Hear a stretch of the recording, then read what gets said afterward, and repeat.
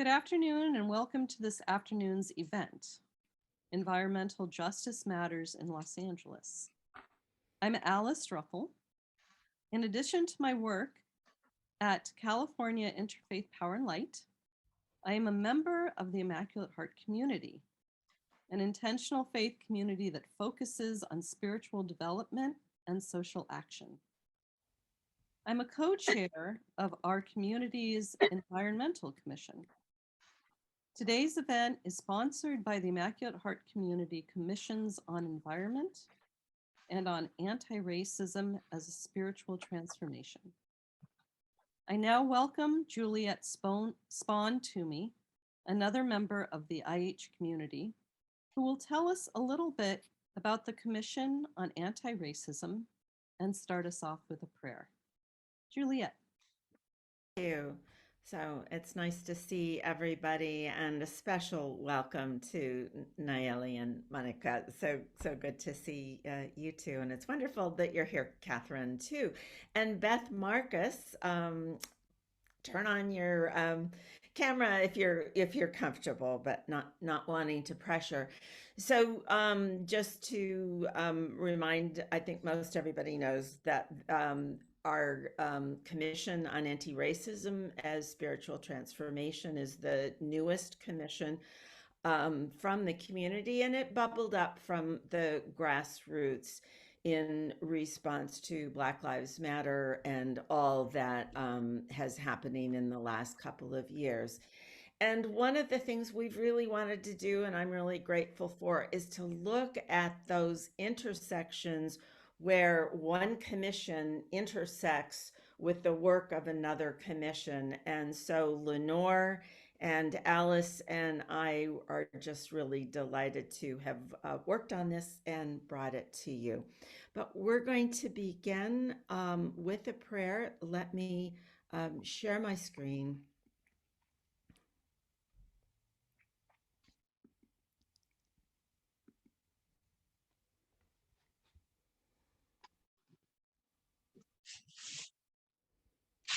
So let me get some of these things out of the way. Can you see that all right? Or Yep.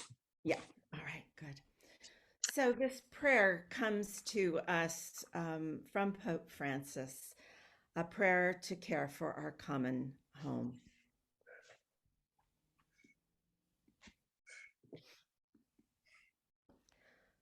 Father, Mother, creator and ruler of the universe, you entrusted your world to us as gift.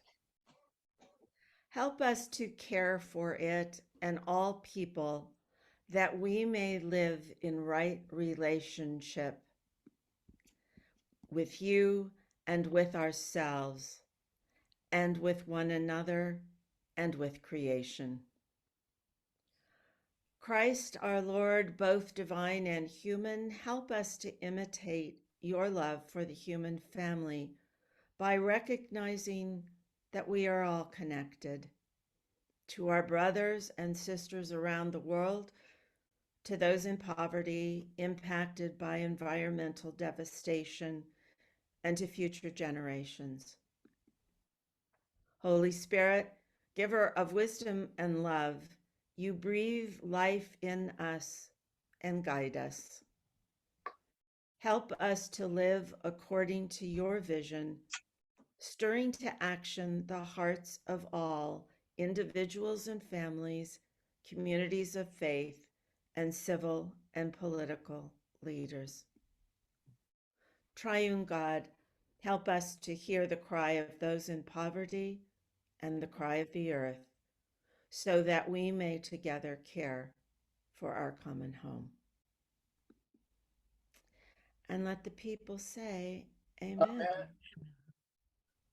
Thank you. That was really beautiful, Juliette. And I hope you'll share that with us. And I invite you, if you are not speaking, to put yourself on mute. I'm just going to give a little bit of background before I introduce our wonderful speakers. I first met Monic Uriarte, who works at Esperanza Community Housing in early 2013 at an environmental justice gathering at Baragan Restaurant in Echo Park, which is sadly now closed.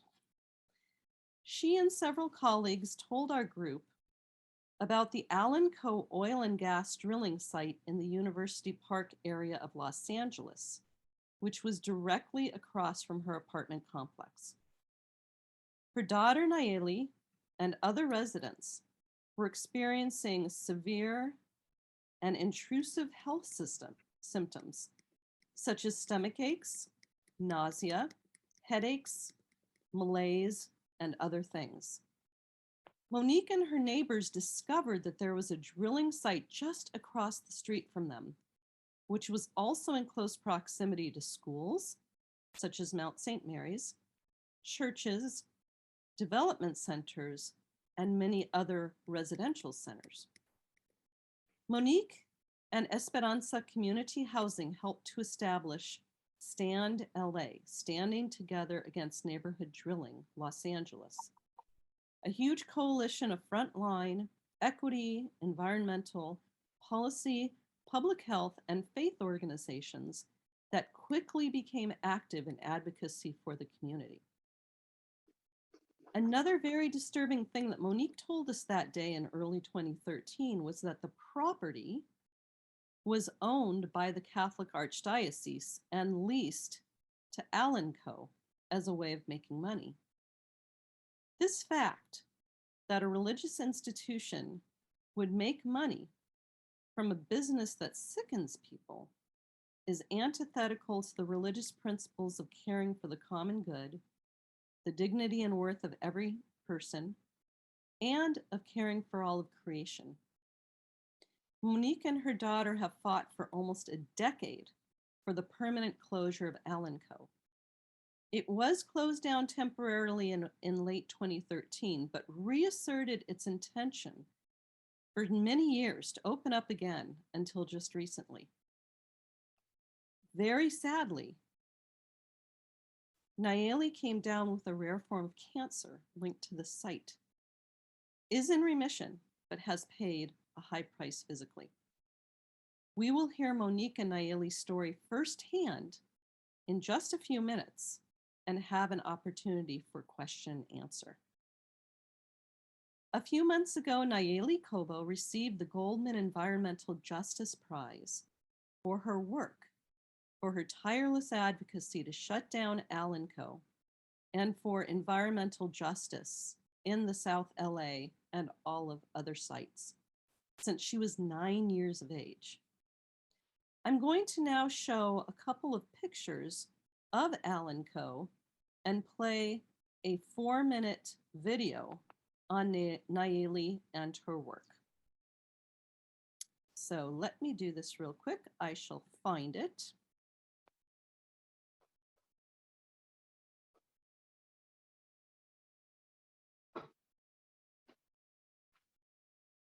Okay. Now this is the fun part of actually pressing this. Okay, good. Hopefully you can all see this. Wonderful. This is the Allenco from the street. You don't even know there's a drill site there. Here is it. Monique and I took a little field trip in 2013 to look at it. Took some pictures. And this is Monique on the right. And you see that building right there? That's Mount St. Mary's. That's how close it was to Mount St. Mary's. And just across the street from where Naelli and Monique live.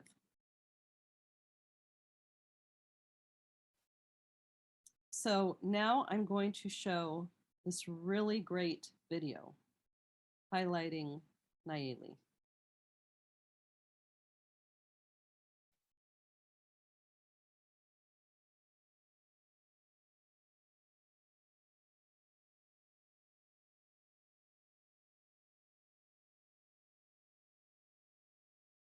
Okay, hopefully you can see this. The densely populated Los Angeles region is the largest urban oil field in the United States, producing millions of barrels each year. 21-year-old Naelli Cobo has been fighting to end oil extraction since she was a child. Over 500,000 Angelinos live within a quarter of a mile to an active oil and gas well, and those emissions have been scientifically proven to damage our health and our environment.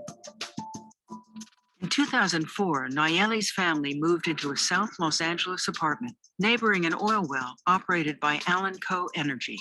Toxic emissions permeated the neighborhood and began affecting Naelli's health. My nosebleeds got so severe, I had to sleep in a chair to prevent choking on my own blood. I developed asthma. I had heart palpitations and horrible headaches. My mom developed asthma. My sister had headaches, stomach pains. So it was a really hard time. Speaking with her neighbors, Naelli's mother, Monic, realized that the health issues were widespread. Residents began organizing, and at only 9 years old, Naelli became the spokesperson for People Not Pozos, a grassroots community group. I live in front of an oil well, and the oil well has been making me sick. Naelli and her mother went door to door, distributing flyers and documenting illnesses. Speaking at rallies and government meetings, Naelli garnered media coverage and political support that pressured Allenco to temporarily halt operations in 2013. I didn't need to use my inhaler 3 times a day. My nosebleeds went away. But then we were aware that we weren't the only community being affected by oil extraction.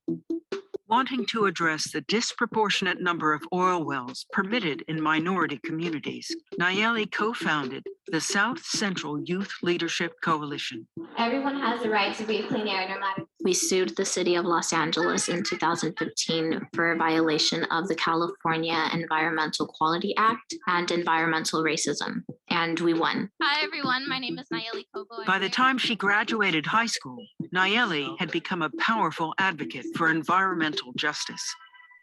But in 2019, her life was turned upside down with the diagnosis of a rare form of cancer. As soon as the doctor said, you have cancer, I immediately thought of the signs on Allenco's wall that says dangerous chemicals known to cause cancer, birth defects, and reproductive harm. Naelli spent the next 2 years undergoing intensive medical treatment. But the momentum of her efforts continued. In 2020, thanks to Naelli and the community's years of tireless activism, the Allenco Site was forced to permanently cease operations. This remarkable victory has Allenco executives facing over 24 criminal charges for environmental health and safety violations. When Allenco was permanently shut down, I remember feeling at peace in a way that I knew that nobody in my community was going to be breathing those toxic emissions anymore. That's historic. Naelli's cancer went into remission, and her activism continues to affect change, most recently with a groundbreaking city council vote to ban new oil wells and phase out existing ones. For outstanding environmental achievement for North America, the 2022 Goldman Environmental Prize is awarded to Naelli Cobo, Los Angeles, USA. All right. I know we're all celebrating. I'm sorry. I told myself I wouldn't do that. Okay. So thank you very much. That was very, very inspiring. So I now welcome Naelli Cobo and her mother, Monic Uriarte, to talk to us for about 10 minutes or 12 minutes. And then we're going to have about 15 minutes of question and answer.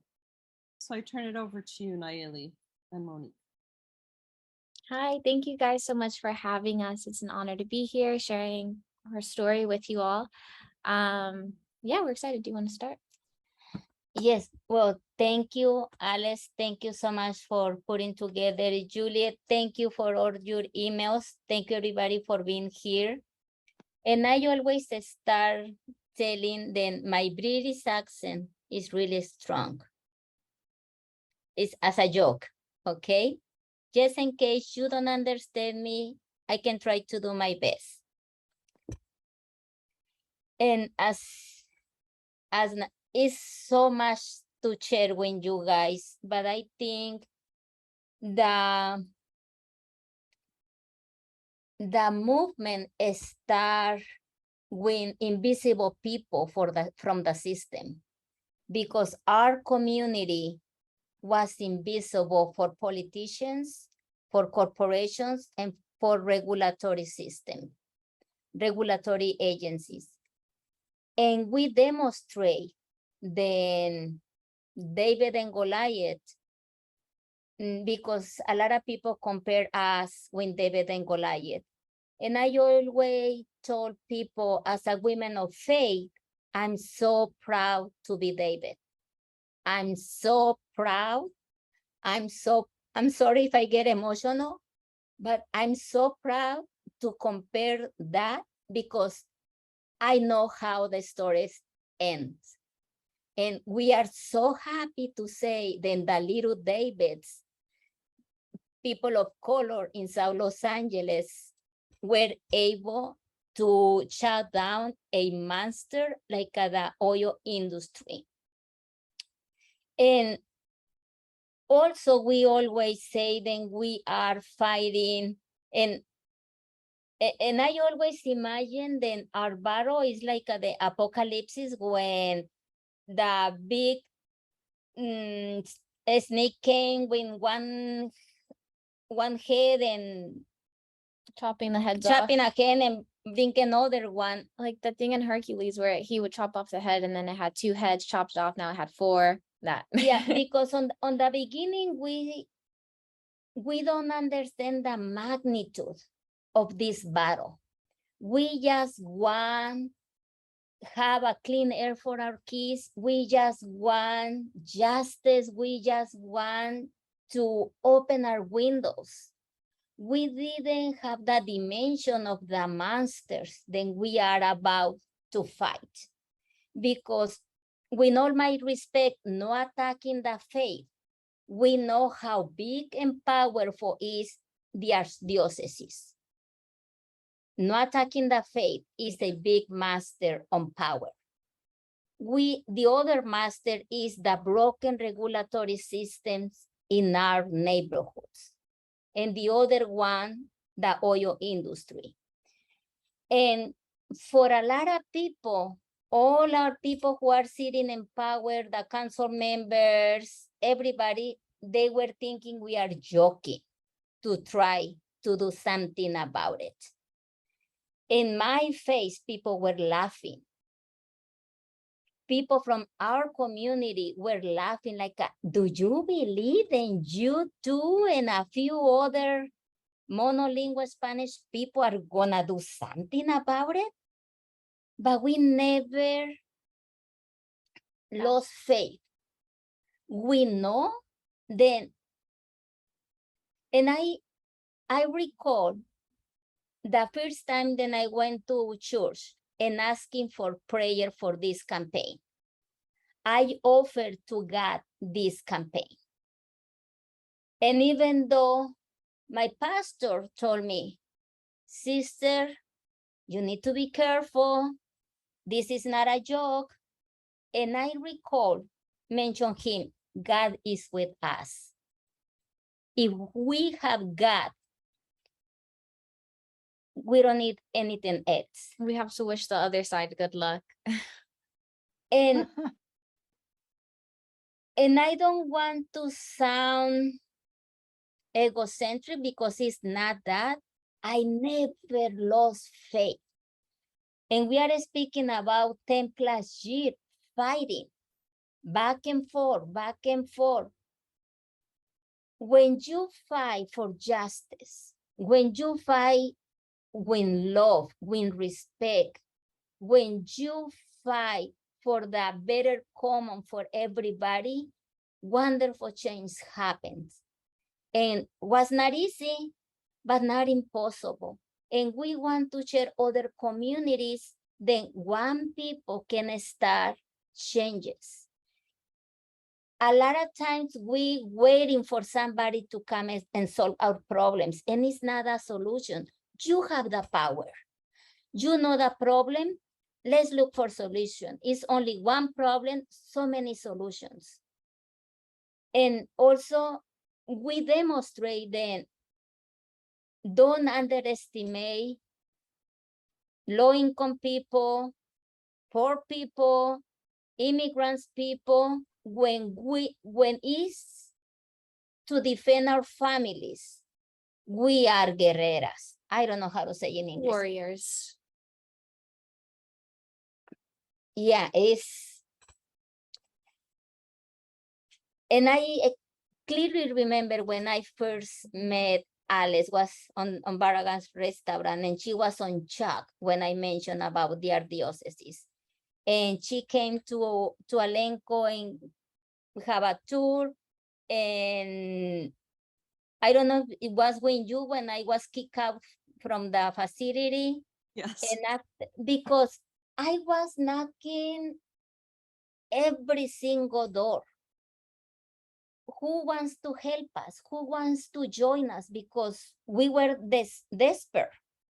And I was bringing media people, I was bringing journalists, I was bringing doctors, go around to Allenco and taking pictures. Was that heavy my intentions? Then they put a security guard on the parking lot with my picture, because I'm not allowed to go and share Allenco from the outside. I have posters all over the campus like, don't let these women and this child come to On campus. on campus. Was that huge, but I looking for another ways to show people the facility. What else, Naelli? We knocked 1,700 houses on that specific census tract. We are not a former organizer. We just want to do something about it. That was now fun to go to our neighbor and say, how is your daughter or your son about asthma, your nosebleed, the headaches? Our common conversation between mothers were like, oh, I hear that you went to the emergency, or I see the ambulance came to your apartment. What's wrong? What happened? Or can you please pick my son or my daughter from school because I'm on the hospital with my other child?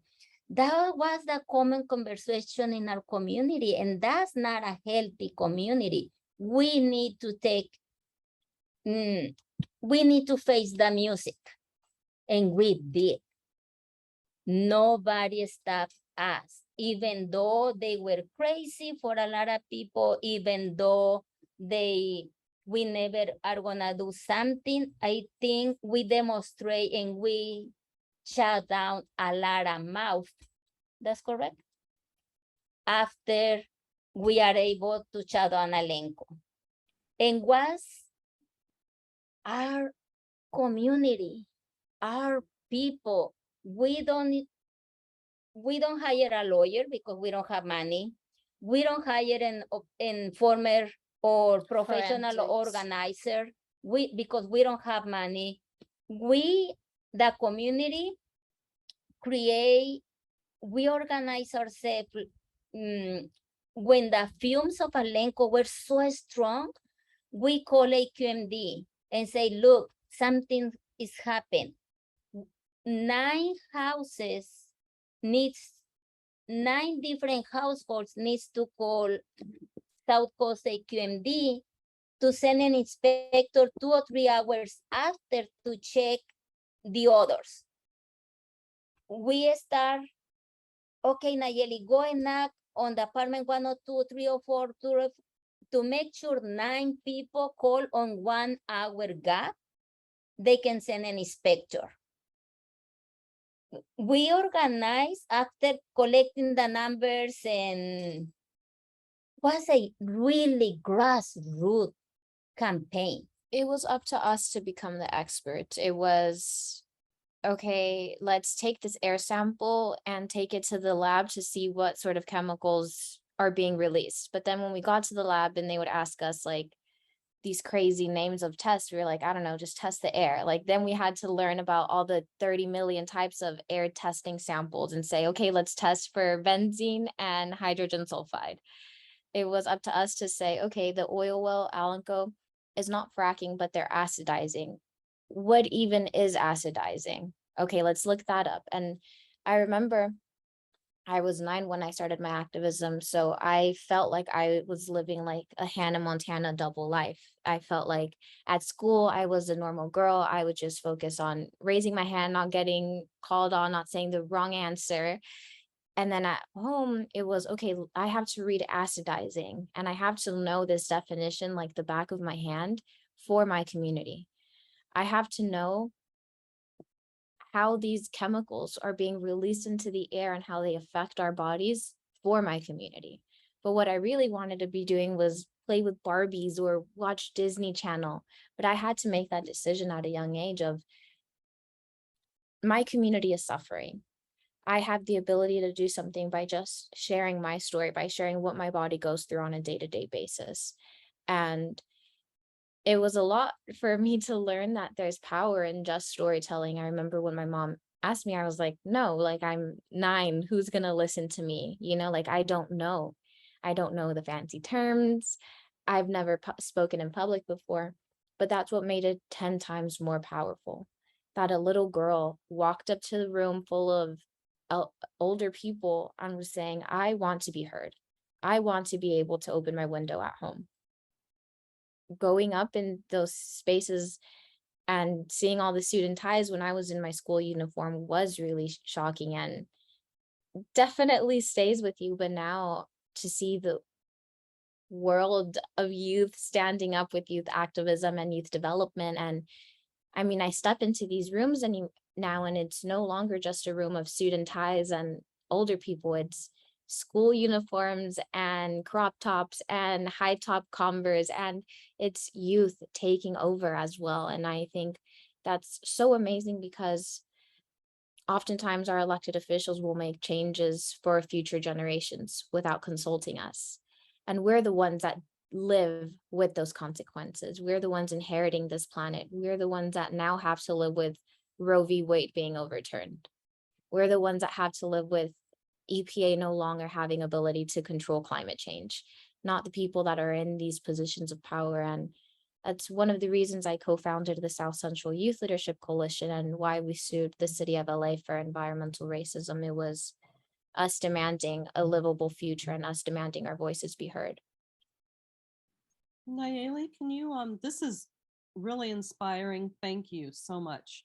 Everything you're saying, we're like hanging on to every word here so that you help inspire us to act more. Can you talk a little bit more about the link to environmental racism? And just one clarification. Did you and your neighbors start to feel sick before you knew there was a drilling site across the street? Like, what was the timeline there? Do you want to answer that one? Yeah, and I can answer that. Our community started complaining about health issues around 2009, and we didn't know then Allenco was operating because I've been working on that community for 20 plus years, and I know then St. James was an oil well right there, but I was under the impression that was closed for good.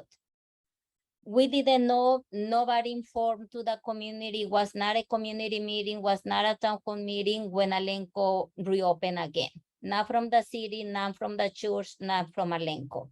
Was totally under table operation, I think. When on 2009, late 2009, start Naelli started nosebleed, headaches, and she was perfectly fine all her childhood. And I start hearing comments from the neighbors. It was around 2009 when we start hearing about the problems in the community. We start organizing ourselves. We were complaining just like, oh, the others, what's wrong? But didn't take action until late 2010. And then for the environmental racism question, environmental racism is, for example, if I'm the city and I've been giving this application for a new well in Beverly Hills, I were to say, let's operate from business hours 9 to 5 when people typically aren't home. Let's have a number of 10 wells and let's have special filters. Let's make sure we use this special equipment, etc. But then if I was given an application for South Los Angeles, I would just go, no number of limits. I'm able to operate 24/7. I can have 21 wells or more. I don't need special filters. It's like that. And when we realized that was happening and that the city was essentially rubber stamping our applications is when Youth for Environmental Justice and Silk, my group, we sued the city of Los Angeles for environmental racism and violation of the California Environmental Quality Act, CEQA for short, and we won. So now when reopening or expanding wells, there is a new application itself and a memorandum. And we were a group of 14 to, I think the oldest was 16. We were all high schoolers. And I remember the day we sued, we were like, I'm leaving 6th period early. Okay, I'm just getting out of my class. I have a test and I'll be done. And then on a Tuesday, we just gathered and sued the city of LA. Like, who does that? It was so crazy. And honestly, it felt so empowering and badass, honestly, because we were high schoolers that just sued the city of LA. We demanded them to listen to our voice. We demanded them to give us a livable future and to give us a position and a seat at the table where decisions are being made for us. And I mean, it was an incredible day. That is wonderful. Thank you. I'd like to open it up to questions. If you have a question, you can either unmute or just raise your hand or just start talking. Yeah. And I just want to share a little bit, and I know I don't want to take too much time, but I recall when I went to City Hall and asked some, I'm not gonna make the name of the council members. Some of the council members told me, but on that area, 50+%, they are not voters. It's like very difficult for me to do something because it's not people who are not voting. And my answer is, you are totally right. But do you know that people who are not able to vote, we can do in canvassing when the people who just vote and we can remove from your seat. Because we have power, even though we are not able to vote, we have so much power. So they cared less about the health of their residents than the fact that the people who live there could vote. Yes. That says a lot. Yes. And it's not good. And that's telling me on my face. Yes, I want to give you an idea how hard was this battle. It makes victory even sweeter. Oh yeah, it was a great day. Now, I mean, the day Allenco closed, I went out and bought like a caramel cake and I made my family eat it. I was like, we are celebrating, like we are having cake. Yes. So I invite other folks, questions. And we have the Reverend Daniel Tam with us as well. Yes, Catherine. You can unmute yourself and ask the question. Right. It's such a privilege to be here and listen to you two. You're such heroines. It's amazing, very inspiring. And how insistent you were and tenacious over the years. I'm just wondering, at some point, were you able to enroll any people outside the community, like professionals or a lawyer to help you? I know you said you didn't have the funds, but a lawyer to help you sue the city, or maybe even the church or church organizations, or were you totally on your own? For the first 3-4 years, we are a few community people doing everything possible in our hands. We have zero resource. We start resources start coming after Allenco was shut down. After Allenco shut down, a lot of communities start like, oh, if they doing, let's do something. And we create a coalition called Stand Together Against Neighborhood Drilling. And resources are coming now with lawyers, professional organizers, people who are able to draft a policy maker, something. But on the beginning, we were a few little Davids fighting and victory. But now we have lawyers, we have policy directors, we have professional organizers. And I wanted to make sure that a lot of people came forward, especially because Allenco was only closed temporarily in 2013.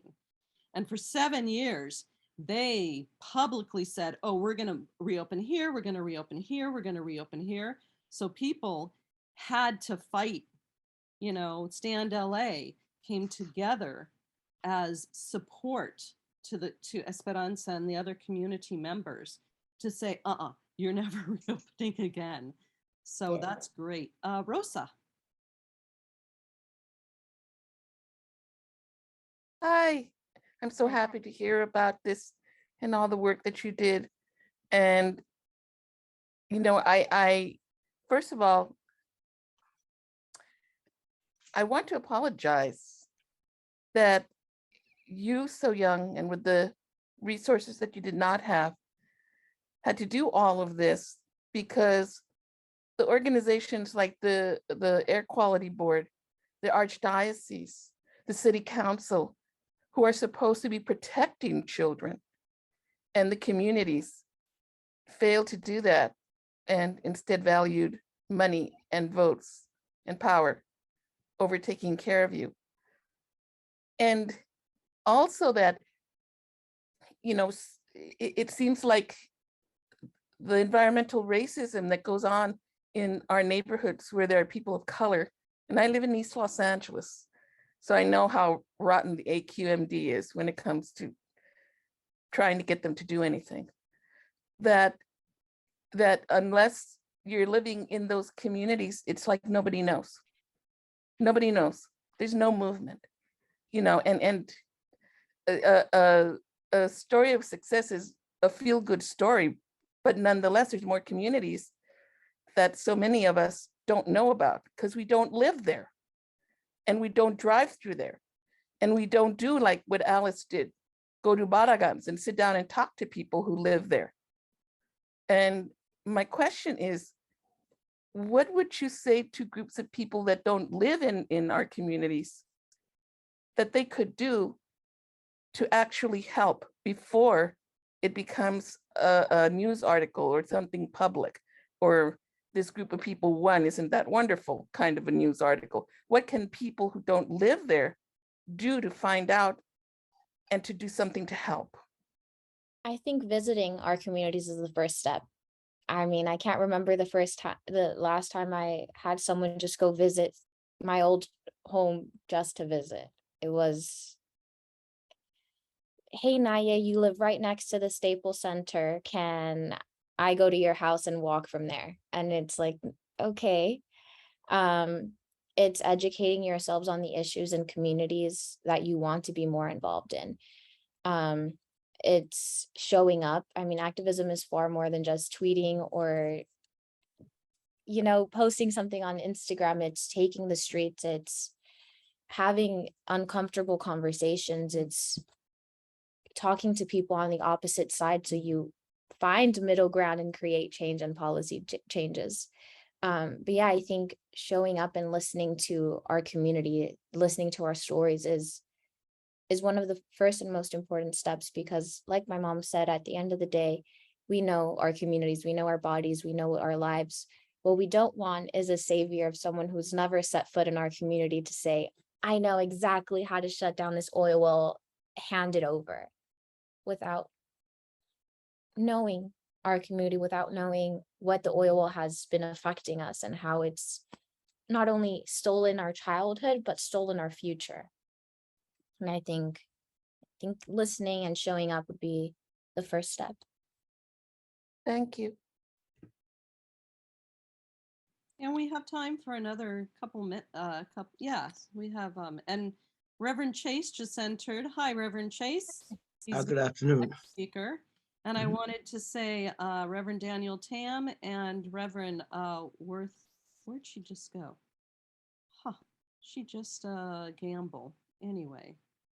And then, anyway. Yeah, hi, everybody. So happy and privileged to be in this the presence of you two warriors. Thank you. Great. There you go, Reverend Heidi Worthengamble. You have your hand up. Yes, thank you. I'm so glad I got on this call. I was a little late, but wow, I'm just so grateful to you for this fight and the inspiration that you are. Wow, it's just so exciting to me and so hopeful. So thank you for that. I really appreciated Rosa's question. How by listening in the communities, because one of the things that we've identified, I'm a Presbyterian pastor and I work in the district offices for Los Angeles. And we have some youth at Calvary Presbyterian Church in Wilmington who are really upset about the oil drilling there and really want to take action. And when you say listen to your communities, does that mean, I'm assuming, I just want to make sure that I am hearing it right, that like go to city council meetings, find those neighborhood association meetings around environmental justice. Just wanted to get a little more into the weeds with that question. Yeah, and I will step out a little bit to do something with a little puppy, but let me share how we start with this. These council meetings and neighborhood council, we need to demand to be on the agenda. Because they are not gonna say, let's put East LA, San Luis Street, to hear them. You need to go as a community when your problems and requests to be on the agenda and be here. Naelli and I and other community members, I think we went to every single neighborhood council for years. And we demanding. Sorry, my puppy had a little accident and I was on mom duty. What was the question? Sorry.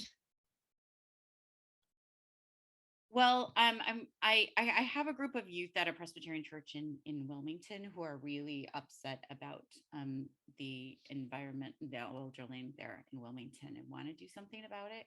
So I was asking a little more specific about how you began to start listening to your community. What specifically does that mean? What meetings do you need to be at?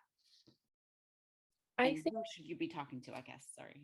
yeah, sorry. And as a youth, I think when people just talk to us, literally it could be over coffee, but when it's a two-sided conversation, we feel so much more appreciated and heard, because countless times I've been told, you don't know what you're talking about, sweetheart, or leave this to the grown-ups, or you should be in school. And all of those things are right. I do want to be in school. I should be in school. You think I want to be doing this on a Tuesday, Monday at 12 a.m.? No, like I want to be learning about my major. But for me and my community, this is a life or death situation.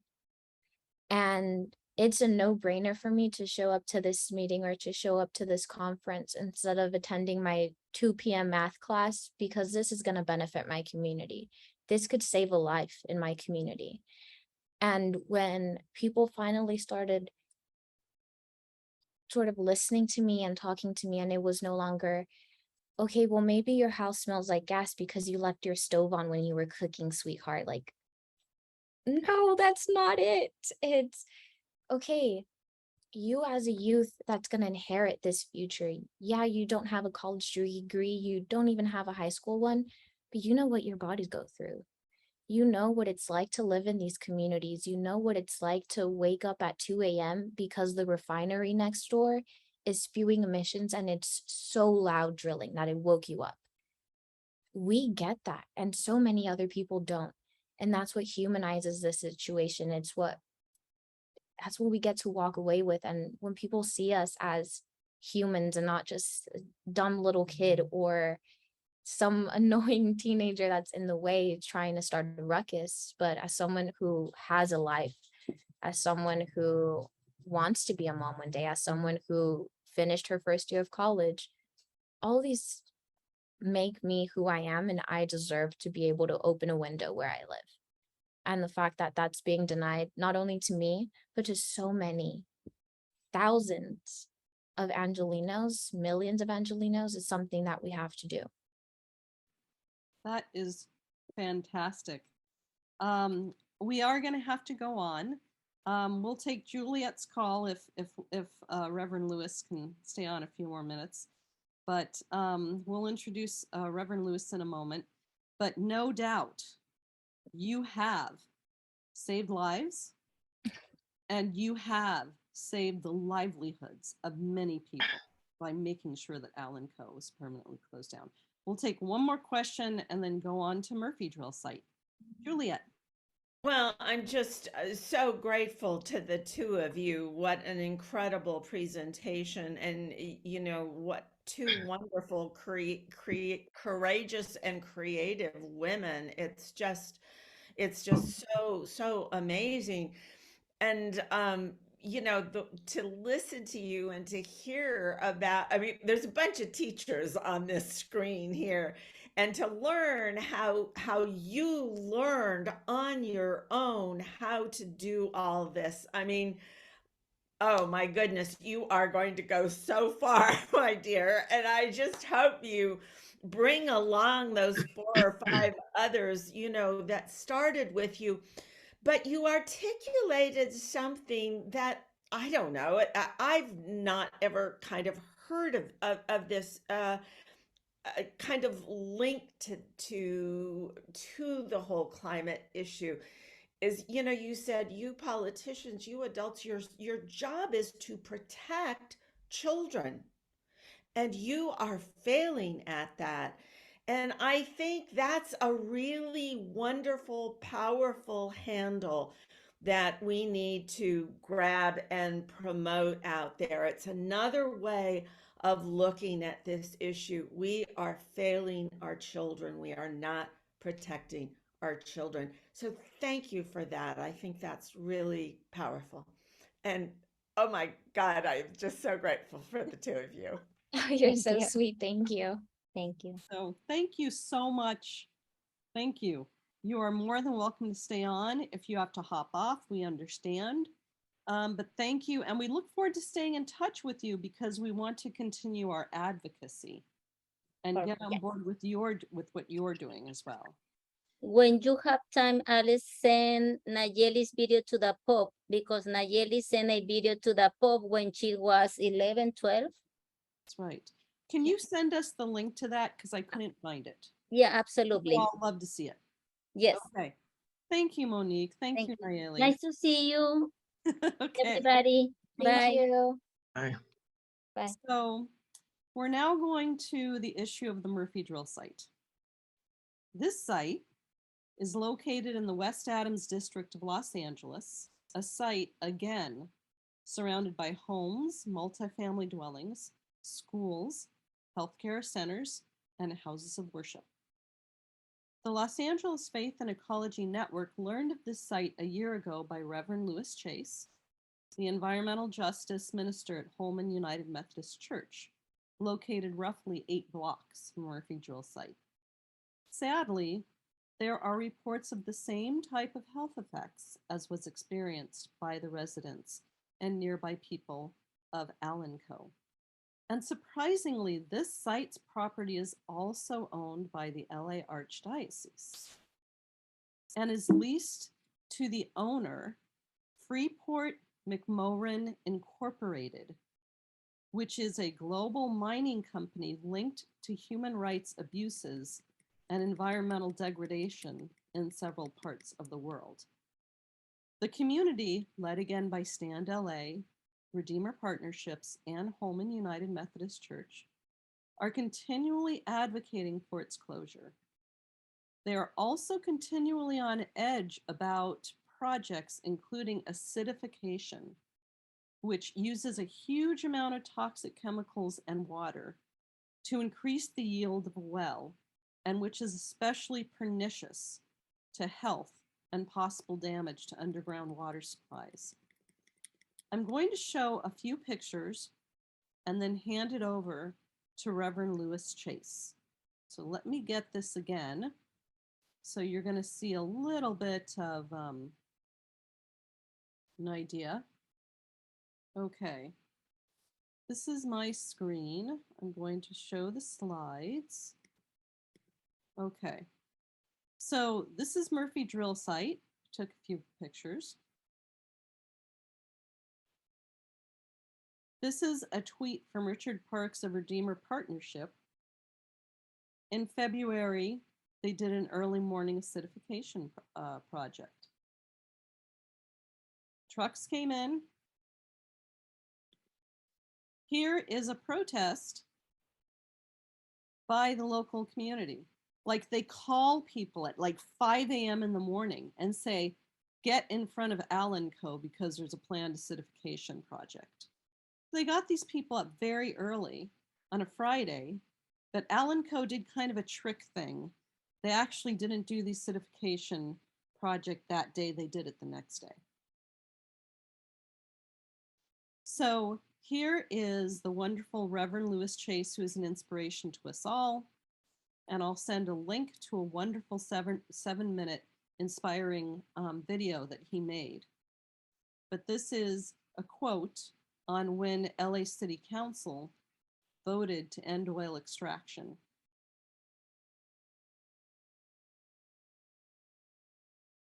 And I now turn it over to Reverend Louis Chase for about 7 minutes, it's 10 minutes, Reverend Louis, to tell us your personal experience with being close and the advocacy around Murphy Drill Site.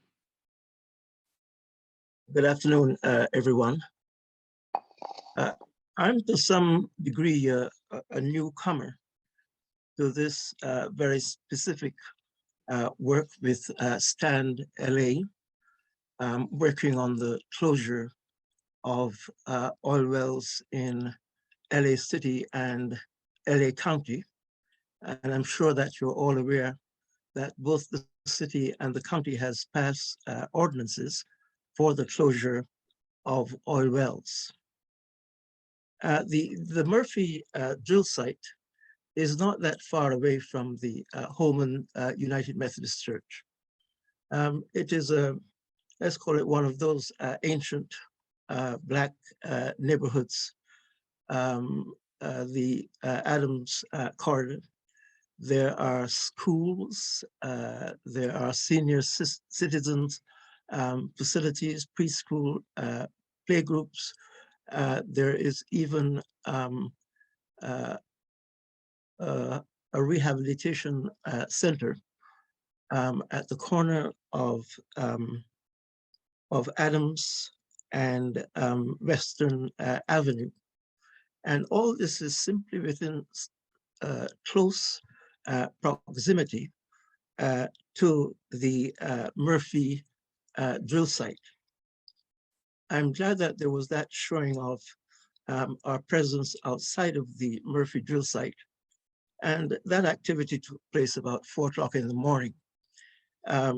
We were all very much awake at that time, hoping that our protests would yield some benefit.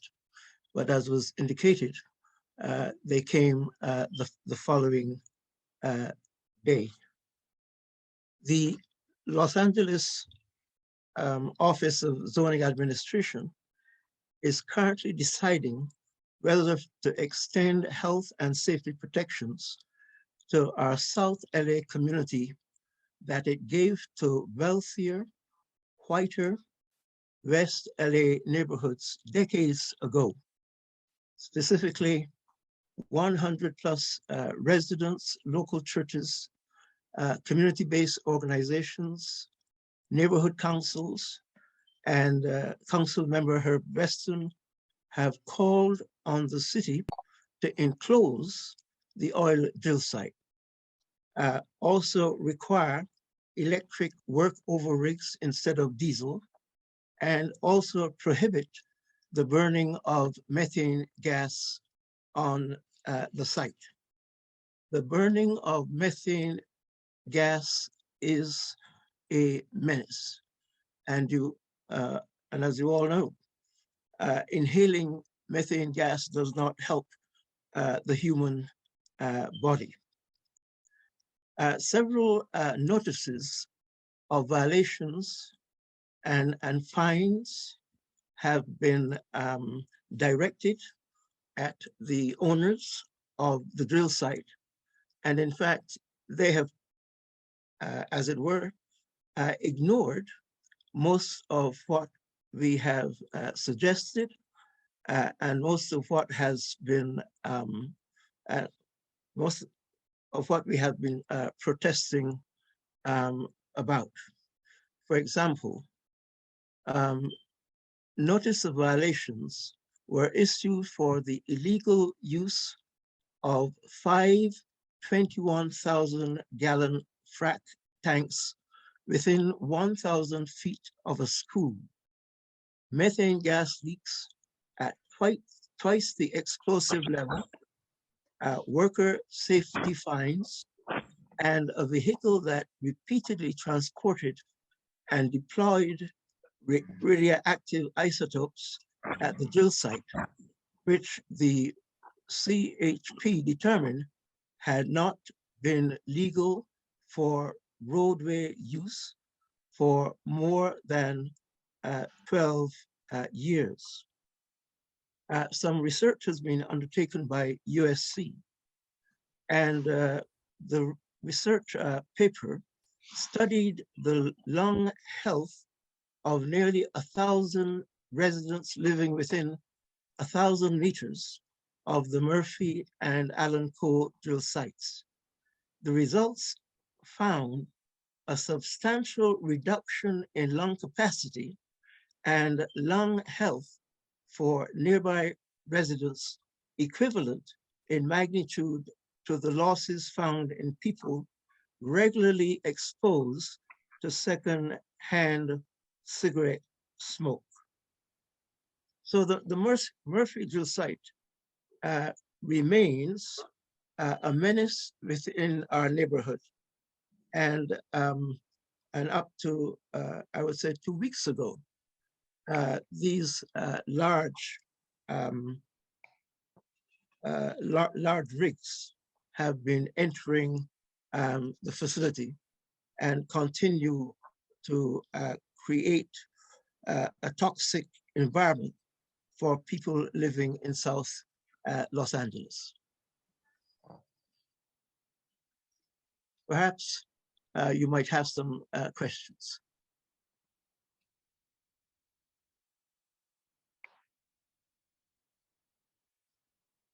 Oops, sorry about that. One person put in the chat, which I believe is correct, St. John of God. Yes. In the area, and also Catholic Church's St. Agnes. Mm-hmm. And there is the convent that's just basically on the other side of the drilling site. where there's a petroleum pipeline that goes down. Because when you look at that area, it says petroleum pipeline. I have a picture. And so the Catholic Archdiocese knows of all these places that are going through and use these places as, you know, drilling pipelines. Thank you. Do we have questions for Reverend Lewis Chase? Oh, Reverend Heidi. What can we do to help? And you know, we have an Earth Care team of Presbyterians that has been formed during the pandemic, and are feeling especially called to the issue of oil drilling in a number of areas in our district. And you're in our district. So you know, we're here, and we're happy to join forces and be helpful. I thank you very much. I think I should also say that what concerns me most of all is the whole question of urgency. Back in 2014, the Redeemer Partnership was involved with the Murphy drill site. It said then it was urgent to close the drill site. The Jefferson drill site was closed, and we keep using the word urgency. We also keep talking about the health of the community, and I can't see that the health of the community is improving with the continued work that the oil wells are proceeding on simply for the sake of profit.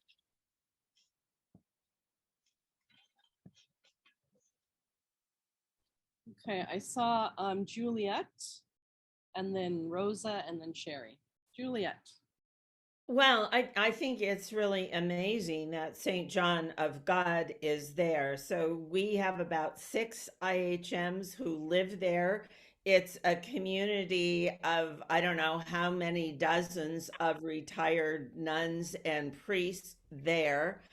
You know, and then you mentioned this parish. I mean, I think this would be a great organizing little trip out to visit Gomez with, you know, some of, you know, the folks that he might care for more.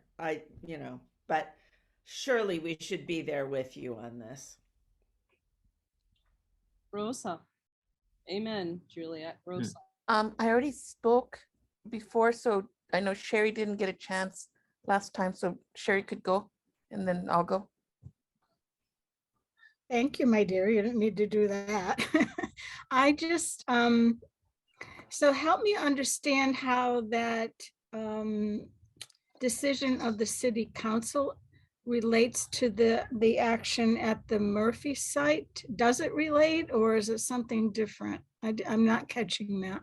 No, it relates very much insofar that Murphy is one of the oil drill sites that is impacted with this ordinance that was passed by the city sometime in January, the closure of all oil wells in Los Angeles.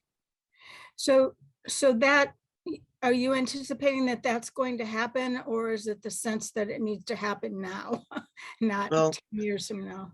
Yeah. The possibility is that let's call it the oil barons will almost like ask for time, and we're going through what is called an amortization studies, and somewhere I read that the oil companies are asking for another 10 years to phase out. And we are saying 5 years should be enough. And what is likely to happen is that we're going to be tied up in the courts for a while. Okay. I want to add one other thing to this is that I used to work in that area. I worked for LA Unified, and I worked in a school there for probably 10 years and did not know that was there. And in terms of environmental racism, I had a job that took me all over the district. And I can tell you, when I was in Wilmington and I walked in the front or in the office of a school, there were hazard signs up that I did not see when I was in the Valley, that I did not see on the west side. So I'm wondering if there's some way to get the school involved in this, or to start working that angle too, because our schools are being, our kids in these locations in these schools are being impacted too, and the staff. So I don't know if that's how you come at that. The district probably would resist it too, but there's another partner somehow with parents or whatever that, and the youth that are in those schools, right? So I just wanted to add that to the mix of the conversation. Thank you. Also, what you said about LA City Council, the vote was to shut down, to close oil and gas off to new drilling sites. But as Reverend Lewis Chase said, they are intending on closing like 1,200 active oil and gas sites, but it's going to be a very long process. The amortization is they're going to give each well operator a chance to see how long they need to keep their well or their oil site in operation for them to recoup a return on investment. So it could take up to another decade for Murphy drill site and some of these places to close.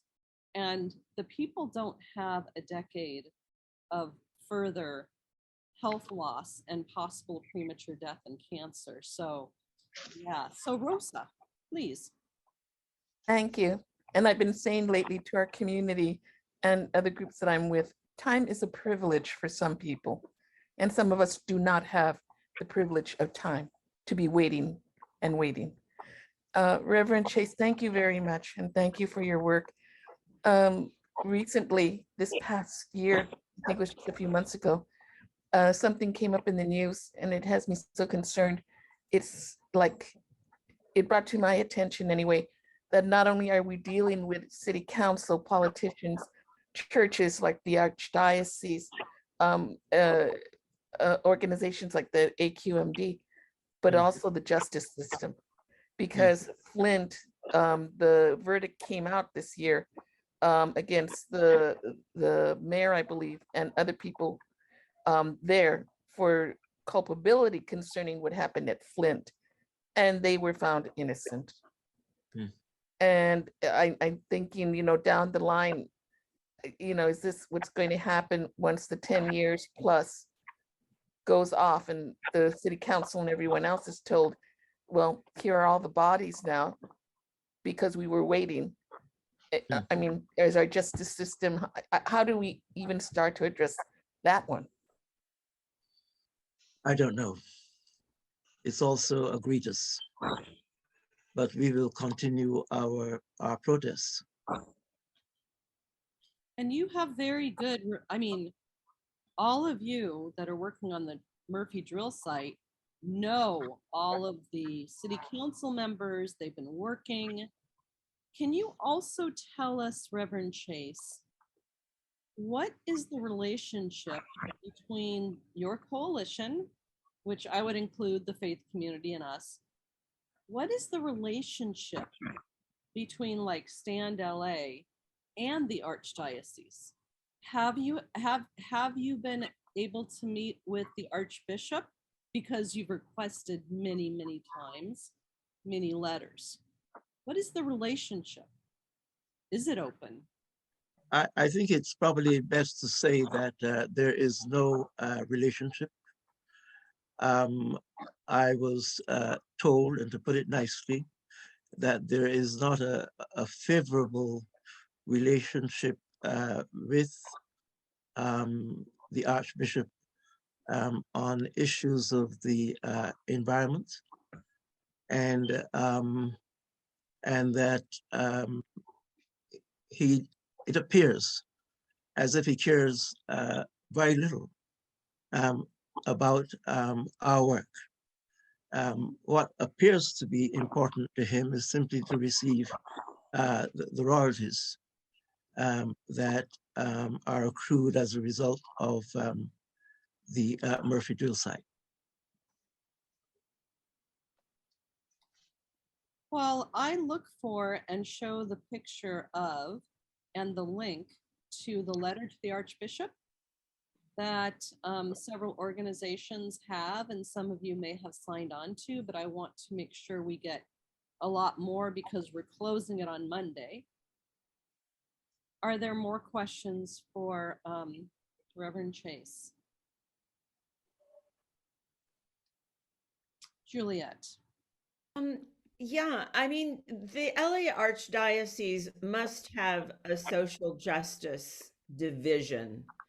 And who is in charge of that? And is that a way of going and making an appeal?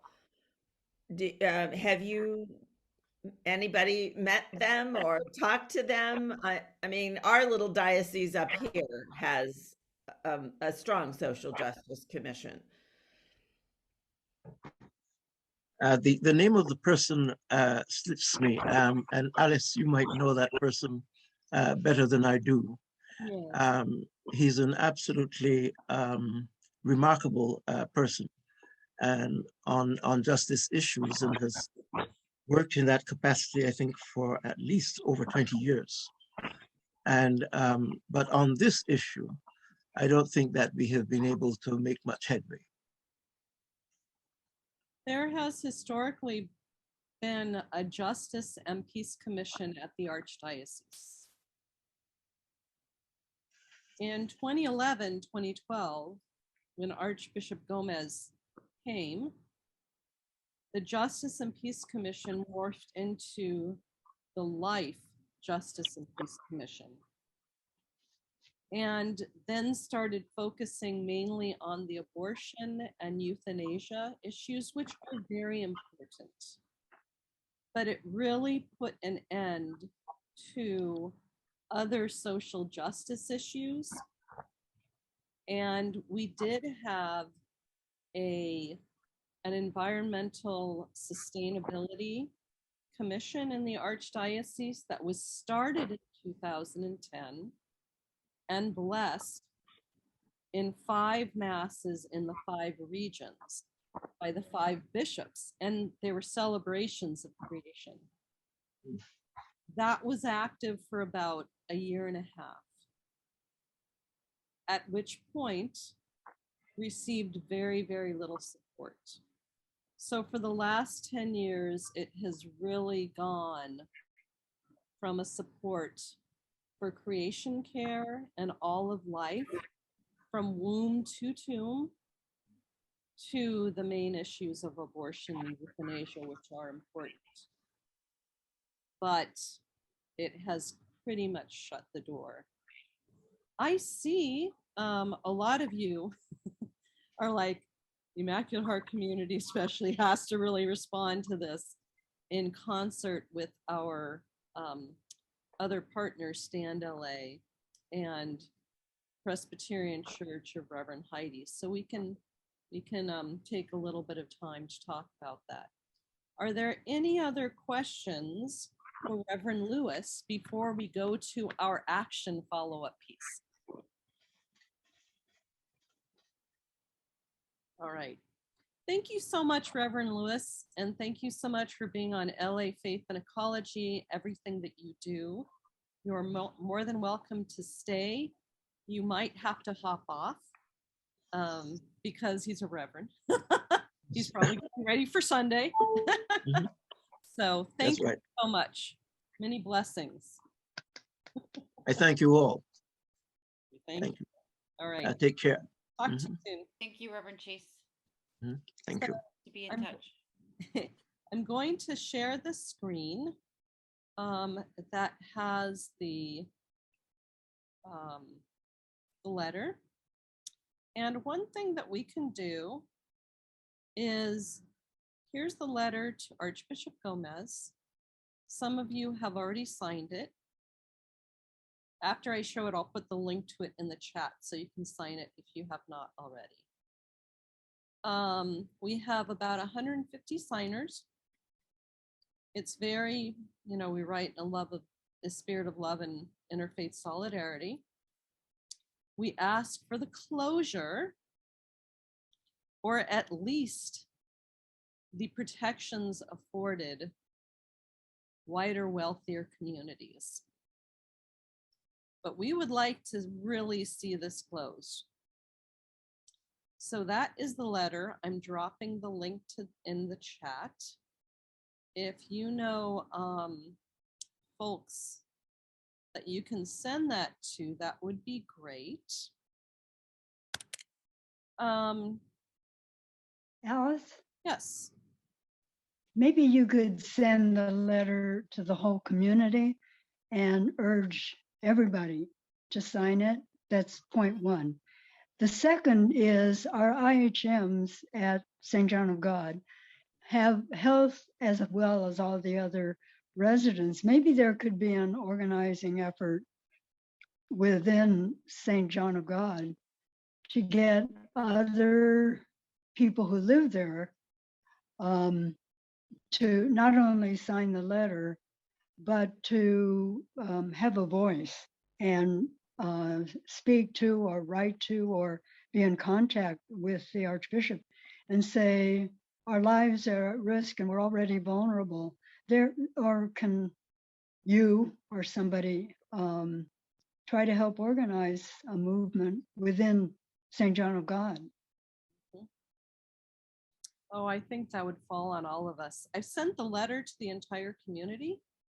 And I know some of us have signed it, but I can do one more. I love that idea. I'm just wondering, I know they must have a little gathering space and you've recorded this. What about asking our IHMs, would they like to sponsor for the rest of the people in their group one day after lunch coming and learning about this piece?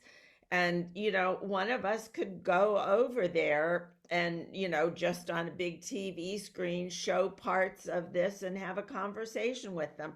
I mean, I think it would light up their life to, have something to get involved with. And they could reach out. Our IHM folks there could reach out to the other folks that live there. I think it could be exciting. Yes, there is great power in prayer, advocacy, from even, as we know, we don't have to go anywhere. We've lived through this for 2 years. We do what we can from where we are. And our IHMs at St. John of God are very active. So here are a few ideas, and we've come up with these. Reverend Heidi, are you interested in joining in, or we continue with Stand LA and we can work together on some of these ideas? I don't know if we still have. Yeah, absolutely. Okay. I'm wondering what Reverend Chase works with. Does he have a team already that he facilitates that we could join in, join forces, or does that need to be created? Or maybe it's more like a coalition model of the folks that Reverend Chase is working with, and our folks and Catholic organizers, and right, like maybe we start to think that way. I'm happy to brainstorm and bring it to my folks. We have a meeting in early August, and see what we're willing to do. but you know, for sure we can, you know, we can start to get some folks to sit on some committee meetings or task force or whatever. Um, yeah, to help out. So those are my initial thoughts.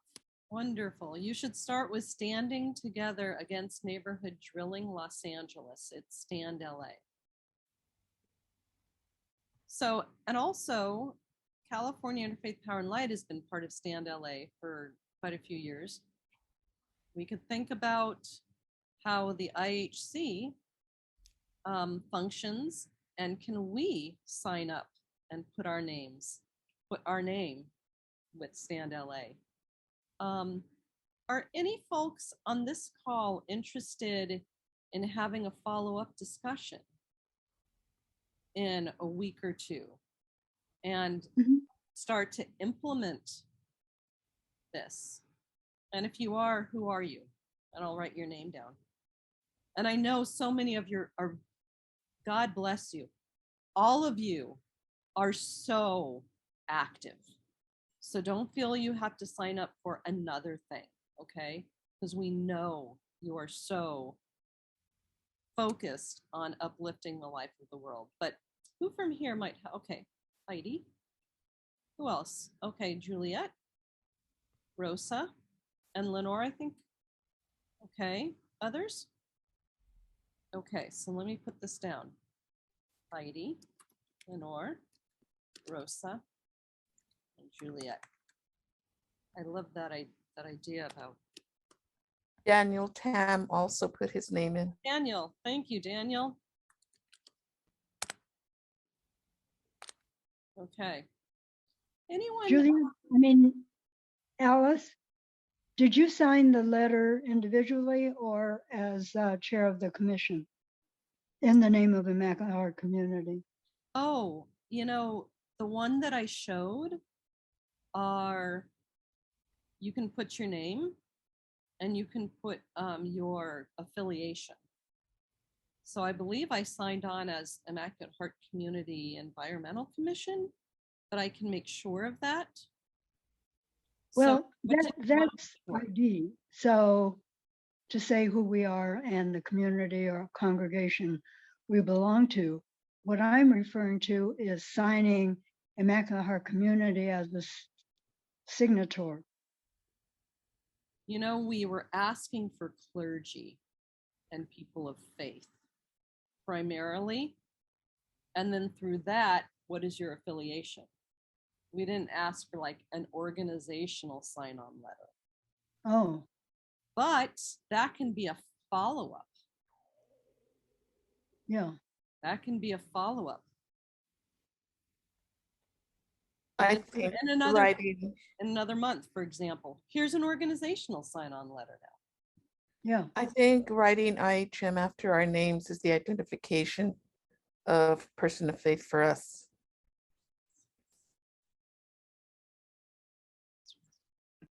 So we want to be mindful of our time, and if there's any last comment to be made, and then we just have a very, very brief closing prayer. Thank you to both you and Alice for putting this together. Well, and you, Lenore, you were part of it too, most certainly. But it's been thrilling to get to meet all of the people involved. And, you know, Daniel, it's wonderful having you here. Reverend Heidi, getting to meet you. It's just really exciting. So, so thanks very much. And Catherine, are you an interested person or are you? She's the candidate. Catherine's one of our incoming candidates. Official next month. So I'm getting my feet wet tonight. Excellent. Excellent. Great to have you here, Catherine. Thank you. Thank you for being here. So how about if you send us off with a closing prayer, Juliet? All right.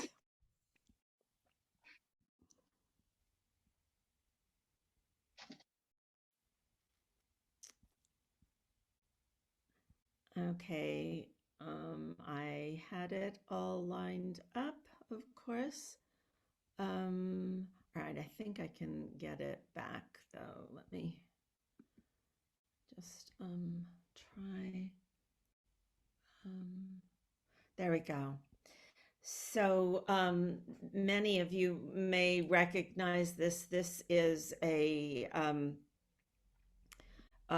beautiful art poster by John Swanson, a great friend of the Immaculate Heart community. And just want to end with what is the short little prayer that is written here, and to also bring to mind our sister Annette, who has gone back to the hospital and needs our prayers. So climate change is one of the principal challenges facing humanity in our day. Our goal is to become painfully aware, to dare to turn what is happening to the world into our own personal suffering, and thus to discover what each of us can do about it. And the people say, Amen. Amen.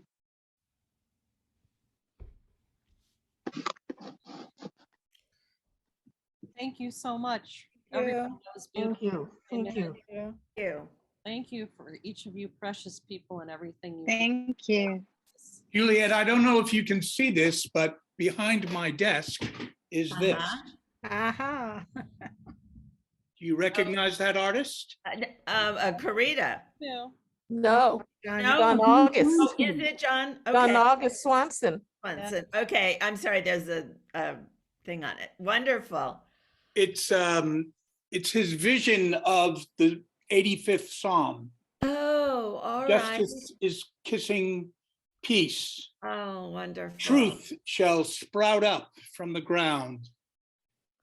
And it goes on. Anyway. Oh, that's wonderful. He was a great friend of the Immaculate Heart community. And actually, he was at St. John of God, I think, in his during hospice Really? time. But he had been a student of Carita's at one point, right, Lenora? Lenora was a great friend of John's. Yes. So, Yeah, thank you. it's a great inspiration every time I walk up to my desk and I see it, and then I can sit down and, you know. What is his last name? Swanson.